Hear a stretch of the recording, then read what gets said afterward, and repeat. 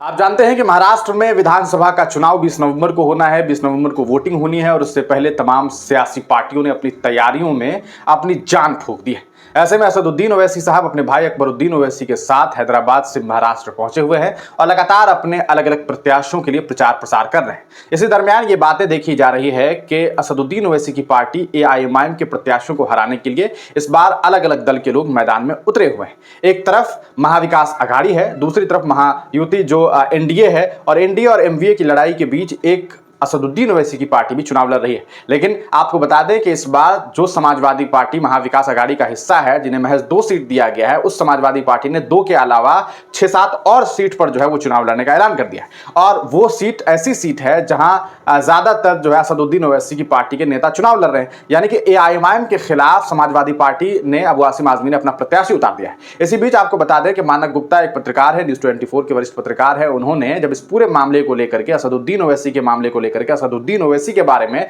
जब अबू आसिम आजमी से सवाल कर दिया, तो उन्होंने जो जवाब दिया है वो काफी चौंकाने वाला है। ऐसा लगता है कि अबू आसिम आजमी असदुद्दीन ओवैसी को जानते भी नहीं है, पहचानते भी नहीं है, उन्हें मालूम भी नहीं है कि असदुद्दीन ओवैसी है कौन, उनकी पहचान क्या है, उनकी कहा सकता है उनका काम क्या है। ये काफी सोचने वाली बात है। आगे इस पूरे मामले पर बातचीत करेंगे, उससे पहले लेकिन हम आपको चाहेंगे कि वो वीडियो दिखा दें ताकि आपको पता चल सके कि कितनी आसानी से जो है वो इन्होंने यानी कि जनाब अबू आसिम आजमी ने जो है, जो सपा महाराष्ट्र के अध्यक्ष है, उन्होंने कितनी आसानी से इस मामले को इग्नोर कर दिया है। देखिए इस वीडियो को देखिए। आपके जहन में जो पहला शब्द आता है आपको वो बताना है। अरे भाई क्यों ऐसा कर रहे हैं, मुझे आप क्यों लड़ा रहे हैं? ओके, असदुद्दीन ओवैसी।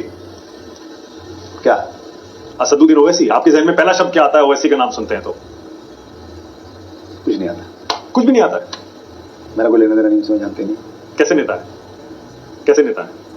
नहीं नेता कैसे हो, मुझे नहीं। अब सीट से एक ही सीट से चुन के आती है पार्लियामेंट में नेता का। अखिलेश यादव बहुत अच्छा आदमी है। अबू आजमी।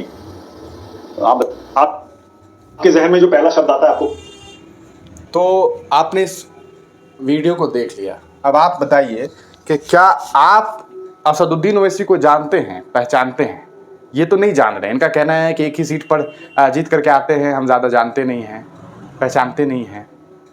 अबू आसिम आजमी साहब विधायक हैं महाराष्ट्र में, समाजवादी पार्टी के अध्यक्ष हैं। अपने इर्द गिर्द कुछ जगहों पर समाजवादी पार्टी को फल फुला करके रखा हुआ है, लेकिन जनाब असदुद्दीन ओवैसी को नहीं जानते।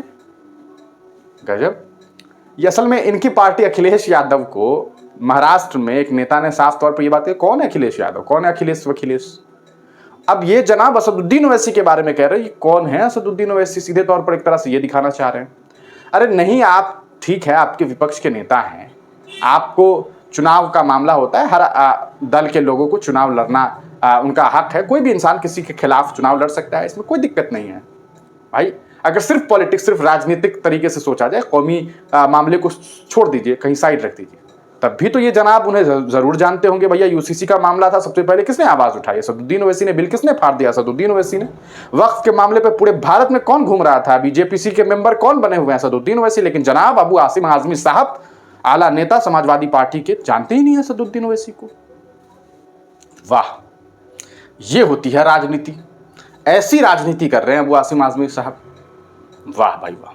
इम्तियाज जलील के खिलाफ डॉक्टर अब्दुल गफ्फार कादरी, जो कि खुद मजलिस के 2 टर्म से कैंडिडेट थे, प्रत्याशी थे, उनको इन्होंने मैदान में उतार दिया है और इन्हें पता नहीं है कौन है असदुद्दीन ओवैसी।